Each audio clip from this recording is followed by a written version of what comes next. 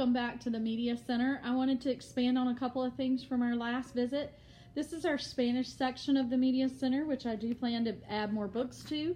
We got in about 12 new books last week that have already been checked out. We will be adding over here to this small book stand right here. These books right here on display right now are for the Hispanic Heritage Month.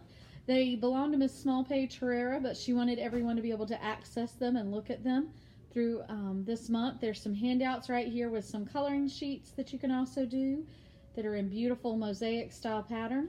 Also have some good news. That poster that you guys have filled up with book requests, it got so full we had to post a brand new one. We have a ton of new books hitting the Media Center. This whole shelf has been designated for new books. We added 87 new books to the Media Center last week, and we've got about another 150 coming in this week. You'll notice that the graphic novels shelves have been smushed together, and that is to make room for our new panel that is in the Media Center. And so we just took graphic novels and moved them down just a little bit, and right there are the new book sections. Hi, I wanted to share a couple of book talks with you. In this first book, The Remarkable Journey of Coyote Sunrise, we have a girl on a trip with her dad, and she and her dad don't call each other by their normal names. They've made up nicknames for each other, and they're traveling the country in this school bus, and he has souped it up so that she has her own bedroom area. He has his own sleeping area, a little kitchen area, and then the driving part up at the front. When I first started reading this book, I thought maybe this was their living situation, but as it turns out, they chose this, and it's he made it like a camper for the two of them. And they start out in Florida, and along their journey, they pick up other passengers and take them different places that are in need. And Coyote reveals why she and her dad are on this trip through the other people, and she goes into detail about their lives. And every Sunday, Coyote touches base with her grandmother. And during one of those phone calls, when she gets in touch with her grandmother, she finds out there's something going on at home and she needs to return for it. So she has to enlist the help of the other passengers to help get her all the way across country back to their hometown for something she really needs to do, because she knows if she tells her dad, there's no way he'll take her home. In Tommy Greenwald's Gamechanger, this book takes place with a young boy. He's had an accident during a football practice, and he's your main character, but he's in a coma in the hospital. And this is a rather lengthy book. It's about 50 pages, something like that. I read it in one night. It's written in kind of a phrases format, kind of like free verse poetry. If you ever read Sharon Creech's Love That Dog, Hate That Cat, or Nikki Grimes, Alexander Kwame writes some.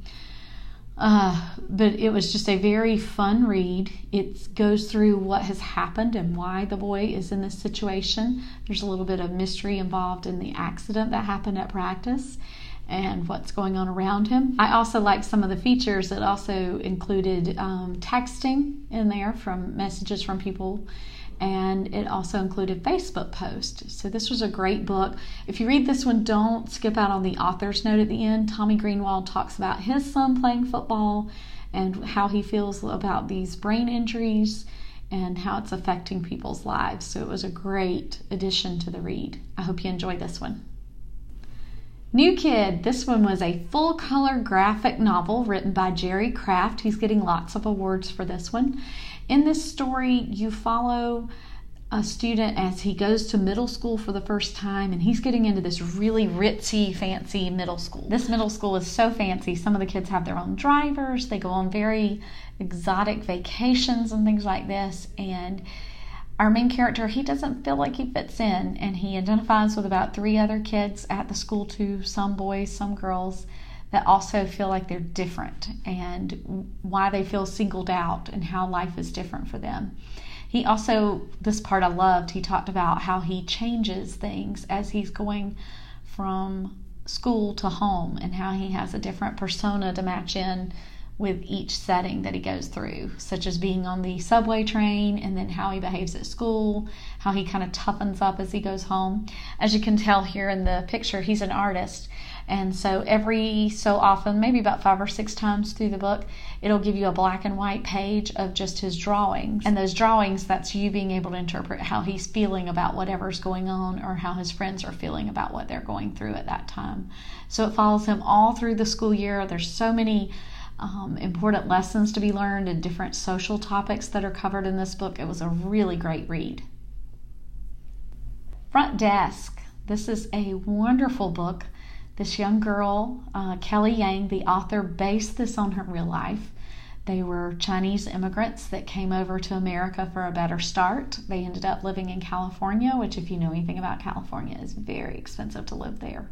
So it was very hard on her family to find a job that would pay them well enough to pay for housing. So they end up getting a job from another immigrant running a hotel. And so her parents worked so hard trying to make this hotel as wonderful as it can be. They're working so diligently. She comes home from school and runs the front desk, which is where we get the title. She comes up with all these great ideas to help their hotel improve their business. But the owner is very cruel and insists that her parents pay for anything that gets messed up or broken. They have to fix it out of their wages, and they get paid per person that spends the night. So if someone takes off on the bill, then they get stuck and have to pay it as well. So it's very challenging. So she goes through all the hardships her parents faced. It was a very exciting novel, a lot going on, and not only with the hotel, but also her struggles at school as her family's making way in this new country. It deals with all the hardships that they faced and other immigrants face as they come over to a new country, being treated equally.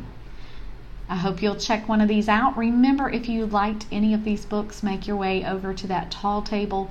There's 4 slips of paper. You can sign up for whichever book you're interested in and put your first and last name and your ELA teacher and what period you have that ELA teacher, and we will try to get these copies to you. I hope you have a great time in the Media Center today, and I'm sorry I missed you. If you would like to check out any of the books that I went through in the book talks, if you'll go to this far table over with the pink tray, there are sign-up lists.